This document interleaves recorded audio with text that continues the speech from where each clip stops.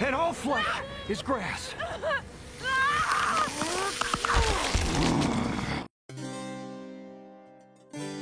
Halo, apa kabar semua? Selamat datang di channel Om Burhan. Om harap yang nonton di channel ini masih pada sehat dan waras ya. Kali ini Om mau membahas sebuah film bergenre horor supernatural berjudul Tall Grass yang dirilis pada tahun 2019 dan merupakan adaptasi novel dengan judul sama karya Stephen King dan Joe Hill, di mana alur ceritanya terbilang unik karena berkisah mengenai sebuah misteri tentang ladang rumput misterius. Sebab siapapun yang masuk ke dalam ladang ini nantinya akan terjebak ke dalam labirin waktu dan tidak dapat keluar, di mana semua orang yang berusaha keluar malah mendapat sebuah takdir kelam yang bahkan lebih buruk dari sebuah kematian. Kenapa bisa begitu? Ya udah, Om coba ceritain ya. Tapi sebelum itu, jangan lupa untuk subscribe dan tonton video ini sampai habis.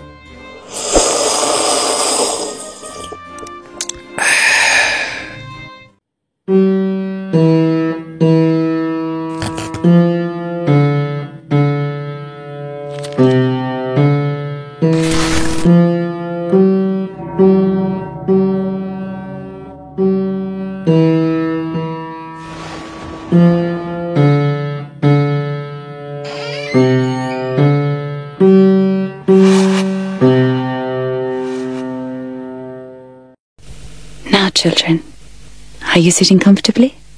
Then I'll begin.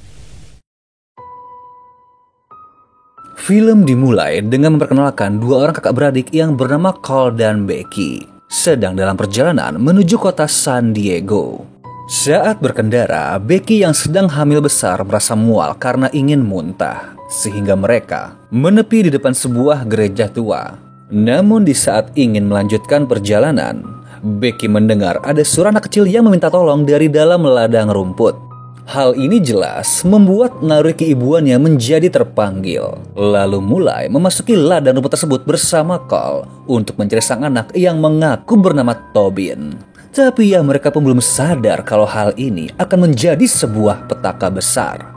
Sebab ketika hendak mencoba menelpon polisi tentang kejadian ini, handphonenya tidak mendapatkan sinyal. Diikuti dengan suara Tobin, serta suara wanita misterius yang sepertinya malah melarang Tobin untuk meminta bantuan. Apalagi lama-kelamaan, suara mereka malah semakin menjauh. Hal ini jelas membuat Becky bingung sehingga langsung mencari sang kakak. Namun anehnya, sosoknya pun juga tidak terlacak. Tapi entah bagaimana caranya, Becky malah mendengar kalau suara sang kakak semakin menjauh. Padahal mereka berdua hanya berdiri diam dan tidak bergerak sama sekali. Becky awalnya menduga kalau Cole sedang menjahilinya karena saat mengecek dengan melompat secara bersamaan, terlihat kalau saudaranya ini hanya berjarak beberapa meter saja. Akan tetapi saat mereka berdua mencoba untuk yang kedua kalinya, jarak mereka malah semakin jauh. Sehingga hal ini membuat sang kakak panik dan mencoba mencari adiknya yang hamil besar. Sialnya, dia sempat terpeleset pada sebuah genangan lumpur. Dan saat mau bangun, perhatian matanya tertuju pada seekor bangkai anjing yang memakai kalung nama dengan tulisan Freddy. Becky pun berpesan kepada saudaranya untuk tetap berpikir dengan tenang agar segera keluar dari sana dan kembali melanjutkan perjalanan menuju kota San Diego. Akan tetapi hingga hari mulai gelap, mereka berdua masih terjebak di dalam sana. Bahkan mereka pun belum juga menemukan satu sama lain. Lalu ketika Becky mulai kelelahan, tiba-tiba datang seorang pria misterius bernama Ross dan berkata kalau bisa membawa Becky pergi dari tempat itu. Jelas awalnya Becky merasa curiga, akan tetapi setelah Ross menjelaskan kalau dia adalah ayah dari Tobin, yang juga sedang mencari keberadaan anak serta istrinya, yakni Natalie, Becky pun mencoba untuk percaya dan memutuskan ikut bersama Ross dengan harapan dapat bertemu dengan kakaknya. Di satu sisi, Cole yang juga sedang mencari malah bertemu dengan Tobin, di mana anak kecil ini berkata bahwa mereka tidak akan bisa keluar dari ladang rumput tersebut. Namun sedari awal tidak berniat untuk menjebak Becky dan Cole, sebab Tobin berserta kedua orang tuanya juga mendengar suara orang minta tolong saat melintasi ladang tersebut. sehingga mencoba mencari asal sumber suara yang akhirnya membuat keluarga itu terjebak dan bernasib dengan tersesat seperti Becky dan Cole. Namun gilanya, Tobin berkata bahwa nyawa Becky dalam bahaya, sehingga menyarankan untuk pergi ke tengah ladang. Sebab terdapat sebuah batu misterius yang Tobin percaya dapat membantu permasalahan ini.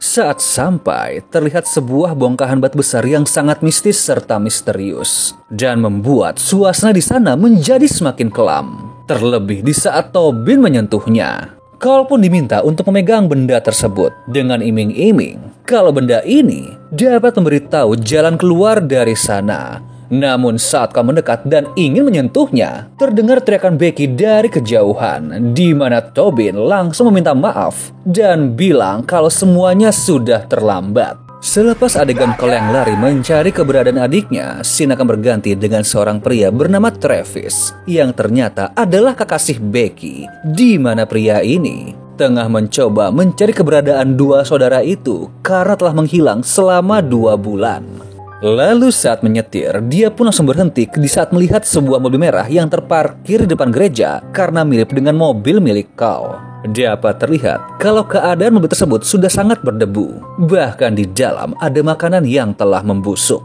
Saat mengecek ke dalam gereja, Travis juga tidak menemukan siapapun. Hingga pada akhirnya, ketika memungut sebuah buku di pinggir jalan, dia pun menyadari bahwa buku itu adalah milik Becky. Sehingga memutuskan untuk masuk ke dalam demi mencari kekasihnya. Dapat kita tebak kalau nasibnya juga akan berujung seperti yang lain, di mana Travis pun nampak tersesat hingga hari menjadi malam. Dan ketika ingin beristirahat, tiba-tiba Tobin muncul yang anehnya seperti telah mengenal Travis, lalu bilang bahwa dirinya mengetahui tentang keberadaan Becky. Sehingga tanpa pikir panjang, Travis meminta untuk dibawa ke lokasi kekasihnya tersebut. Dan setelah berjalan cukup panjang, akhirnya mereka tiba di suatu tempat di mana di sana terdapat tubuh Becky yang terlihat telah lama meninggal. Namun di saat Travis ingin bertanya tentang kronologinya, dia pun tidak dapat menemukan Tobin. Keesokan hari, Travis berniat pergi dari sana, sembari mengambil kalung milik sang kekasih sebagai barang kenangan. Lalu saat kembali berjalan, dia malah mendengar suara Tobin serta kedua orang tuanya yang sepertinya baru saja tiba di gereja itu. Sehingga dia pun berusaha untuk memperingatkan agar mereka tidak masuk ke ladang tersebut. Namun semua sudah terlambat sebab anjing keluarga itu yang bernama Freddy telah berlari masuk ke dalam, sehingga dengan terpaksa mereka semua pun mengikuti. Namun pada akhirnya Ross kehilangan jejak Natalie dan Tobin hingga ketika hari menjadi gelap, dia malah berhasil menemukan batu misterius yang terletak di tengah ladang. Lalu keesokan hari, scene pun berganti dengan adegan Becky dan Cole baru tiba di sana, di mana Travis yang terjebak di dalam nampak senang dengan kehadiran sang kekasih. Kemudian mereka mencoba berkomunikasi dan bercerita tentang keadaannya masing-masing. Di mana gak lama, terdengar juga suara Tobin yang meminta tolong, sembari berkata kalau baru saja menemukan Freddy dalam kondisi mengenaskan.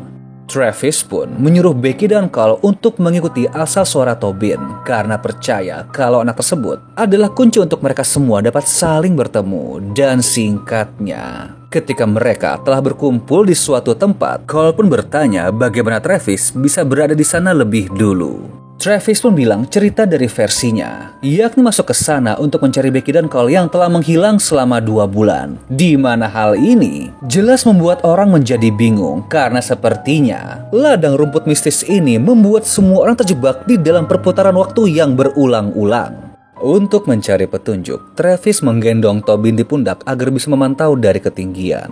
Lalu bilang kalau melihat sebuah bangunan di kejauhan. Mereka semua pun sepakat untuk pergi ke tempat tersebut. Namun saat berjalan, tiba-tiba mereka mendapatkan sebuah telepon misterius dari seseorang yang memiliki suara mirip Becky. Di mana orang itu memperingatkan agar mereka tidak membiarkan Cole untuk menyakiti Travis. Jika tidak, maka mereka akan terjebak di sana selama-lamanya. Jelas kejadian ini semakin membuat orang menjadi bingung. Namun mau tidak mau, mereka pun harus kembali melanjutkan perjalanan. Ketika hari mulai gelap, Becky mulai merasakan pusing yang tak tertahankan hingga membuatnya pingsan akibat kehabisan nafas. Tapi tanpa diduga, tiba-tiba Ross datang lalu segera memberikan pertolongan. Kemudian bilang kalau dia telah menemukan jalan keluar, namun tidak bisa pergi tanpa keluarganya. Sehingga ia pun menyuruh mereka agar mengikutinya untuk bisa keluar dari labirin sesat tersebut. Akan tetapi tanpa mereka sadari, ternyata Ross malah menuntun ke tengah ladang tempat batu besar itu berada, lalu berkata kalau mereka semua harus menyentuhnya agar dapat keluar dari labirin ini. Namun di saat Cole hendak menyentuh batu itu, tiba-tiba Natalie datang dan menyuruh mereka semua untuk menjauh. Karena semua yang dikatakan oleh Ross adalah sebuah kebohongan. Lalu bilang kalau sebelumnya, sang suami pun juga pernah mencoba menyakitinya. Kemudian menyarankan semua orang untuk segera pergi menjauhi Ross sebab merasakan sesuatu yang aneh. Tapi ya jelas terlihat kalau sikap Ross seperti telah tercuci otak oleh sesuatu yang misterius. Bahkan bilang kalau batu ini adalah satu-satunya penyelamat yang bisa menghapuskan dosa serta menuntun mereka ke jalan yang benar. Melihat keganjilan ini, Travis mencoba untuk berdialog serta menghentikan aksi Ross agar tidak menyakiti orang lain. Namun semuanya sia-sia, karena dengan mudah bapak satu anak ini mampu mengalahkan Travis seakan-akan tenaganya telah menjadi lebih kuat. Bahkan dengan sadis, dia mampu untuk memecahkan kepala istrinya sendiri hanya dengan menggunakan kedua tangannya. And all flesh is grass. Akan kejadian sadis ini membuat semua orang ketakutan dan langsung kabur dari sana, di mana langkah kaki mereka pun sampai di sebuah bangunan kosong untuk berlindung. Namun di tengah situasi ini, pertikaian antara Travis dan Cole pun mencuat karena nggak terima dengan Travis yang ingin bertanggung jawab atas kehamilan Becky. Akan tetapi nggak lama kemudian, hal yang ditakutkan terjadi, di mana Ross mulai mencoba menobrak pintu bangunan tersebut, sehingga mereka pun memutuskan untuk bersembunyi di atap. Pada ketinggian tersebut, mereka dapat melihat lokasi gereja, dan ketika melihat sekeliling, mereka sempat melihat Freddy yang menghilang secara misterius. Lalu ia muncul lagi di jalanan dekat gereja, di mana akhirnya muncul sebuah teori bahwa ada sebuah lubang waktu yang menghubungkan satu lokasi ke lokasi lainnya, dan berasumsi jika mereka bisa masuk ke lubang yang dimasuki oleh Freddy, maka mereka bisa keluar dari sana. Namun sialnya, Travis tiba-tiba terpeleset, di mana Cole yang awalnya secara refleks menahan, malah melepaskan pegangannya. Sebab ya dia pun ingin pria itu keluar dari kehidupan sang adik. Di mana setelah itu, mereka kembali kabur keluar karena Ross telah berhasil naik ke atas. Namun saat Becky menyadari bahwa Cole telah menyakiti Travis, dia malah menyuruh sang kakak untuk pergi sendirian dan pergi berlari ke arah ladang untuk menunggu Travis agar dapat keluar bersama. Namun sang kakak yang sedari awal tidak merestui hubungan ini mencoba mengejar. Tapi tanpa ia sadari, tiba-tiba Ross muncul tepat di belakangnya. Sehingga aksi kejar-kejaran antara kedua pria ini terjadi. Dan sayangnya, Ross dengan mudah berhasil meringkus Cole dan bilang walau apapun keputusan yang dipilih oleh Cole pasti akan berujung dengan hasil yang sama. Kemudian Ross langsung mencekiknya hingga mati, di mana terlihat kalau pada lokasi tersebut terdapat mayat Cole dengan keadaan sama, yang artinya Ross telah berkali-kali membunuh orang tersebut. Di satu sisi, Travis yang telah siuman segera pergi mencari Becky dan Tobin.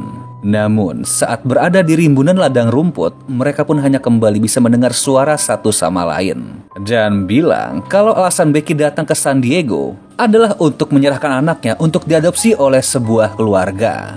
Akan tetapi tanpa disadari, tiba-tiba Ross kembali muncul dan langsung menyerang Becky. Beruntungnya, dia dapat menyerang balik dengan menggunakan gunting kecil dan berhasil menusuk salah satu mata Ross. Tapi di dalam pelariannya, badai hujan pun semakin kencang, membuat suasana berubah menjadi semakin mistis dan mencekam, di mana muncul berbagai sosok misterius yang memiliki wajah penuh dengan rumput, lalu langsung membawa tubuh Becky untuk menuju ke tempat batu besar berada. Sebagai upaya terakhir, Becky pun menggunakan HP-nya, lalu menelpon dirinya sendiri untuk memperingatkan agar selalu mengawasi Cole supaya jangan sampai menyakiti Travis. Karena jika tidak, kejadian ini akan terus berulang dan membuat mereka semua terjebak ke dalam lingkaran kematian. Yang mana hal ini menandakan bahwa pada scene sebelumnya saat dia menerima panggilan telepon, ternyata itu adalah dirinya sendiri. Tapi nggak lama, perut Becky mengalami kontraksi hebat dan menjadi pertanda kalau dia akan segera melahirkan. Namun terjadi sebuah peristiwa aneh, sebab muncul sebuah lubang besar dari bawah batu tersebut, di mana terdapat makhluk menyerupai manusia yang terjebak di bawahnya. Dan mungkin saja ya, berdasarkan berbagai ukiran yang ada di batu misterius tersebut, bisa dibilang kalau kejadian ini adalah sebuah ritual yang mungkin telah terjadi sejak zaman dahulu. Lalu Becky pun berusaha untuk merangkak kabur, namun sayang, ia pun pingsan kehabisan tenaga akibat kelelahan menahan rasa sakit. Setelah kejadian itu, dia pun membuka mata dengan kehadiran Cole di samping dan bilang kalau bayinya telah lahir dengan selamat. Kemudian dengan tenang, Cole menyuapi sesuatu ke mulut sang adik. Tapi pada akhirnya, Becky menyadari sebuah kengerian. Sebab makanan yang telah dia telan adalah daging anaknya sendiri. Di mana aslinya ini merupakan ulah Ross. Setelah itu, Travis berhasil sampai ke lokasi tersebut dan menemukan Becky telah terbaring lemas di tanah dengan Tobin yang saat itu sedang ketakutan karena melihat hal yang ayahnya lakukan kepada Becky. Travis yang sudah geram pun langsung memanggil Ross untuk mengajak duel. Tapi ya pada dasarnya, pria yang sudah mendapat kekuatan gelap ini dapat dengan mudah mengalahkan Travis dan berhasil menusuk perutnya menggunakan sebuah tulang. Setelah itu, dia pun langsung mengincar Tobin untuk dipaksa agar memegang batu tersebut. Tapi untungnya, Becky pun menyergap dari belakang dan kembali berhasil menyerang mata Ross hingga dia menjadi buta. Di mana Travis pun tidak menyia-nyiakan kesempatan ini dan pada akhirnya berhasil menghabisi pria yang telah terasuki tersebut. Tapi di satu sisi dia pun tahu kalau kejadian ini akan terus berulang. Sehingga Travis pun akhirnya menyentuh batu tersebut dengan tujuan agar dapat menjadi bagian dari ladang labirin ini sehingga dapat mencari jalan keluar. Walau ya dengan sebuah konsekuensi pahit bahwa dirinya akan selamanya terjebak di sana.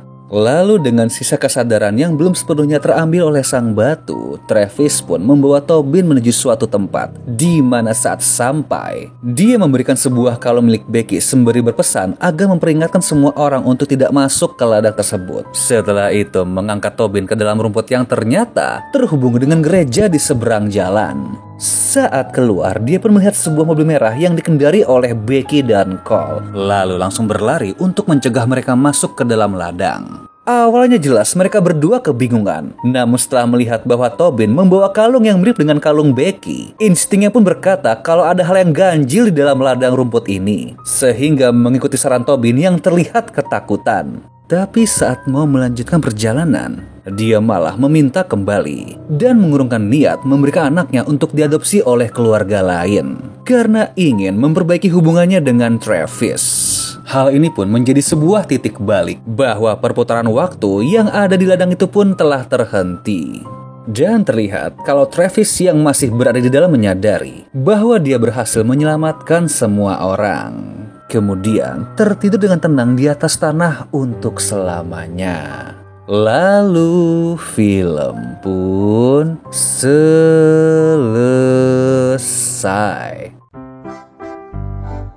Well, oke deh, sekian dulu ya dari Om tentang film ini. Kalau kalian masih penasaran, monggo streaming langsung aja. Dan bila terhibur, monggo subscribe atau komen channel Om biar makin semangat lagi bikinnya. Thank you.